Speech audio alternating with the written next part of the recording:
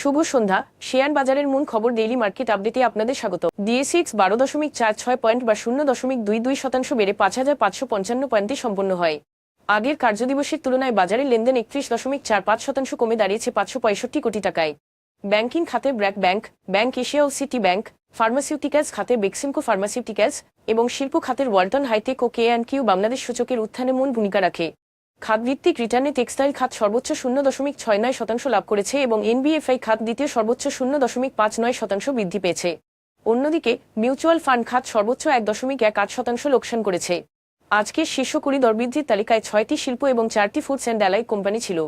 Osmania glass sheet factory, northern jute manufacturing company এবং Khulna printing and packaging এর share সর্বোচ্চ দরবৃদ্ধি অর্জন করেছে।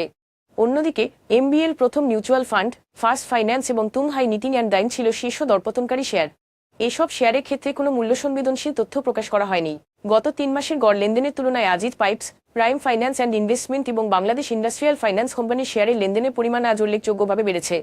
তবে এই লেনদেন বৃদ্ধি পেছনে স্বাভাবিক কোনো কারণ জানা যায়নি। আজকের শীর্ষ দুটি সংবাদ: বাংলাদেশে বৈদেশিক মুদ্রার রিজার্ভ 30.11 বিলিয়ন মার্কিন ডলার থেকে বেড়ে 30.30 বিলিয়ন ডলারে পৌঁছেছে। বাণিজ্যিক ব্যাংকগুলোর কাছ থেকে নিলামের মাধ্যমে ধারাবাহিক ডলার ক্রয় এবং আনুষ্ঠানিক ব্যাংকিং চ্যানেলে রেমিটেন্স প্রবাহের শক্তিশালী প্রবৃদ্ধি এ বৃদ্ধি প্রধান কারণ।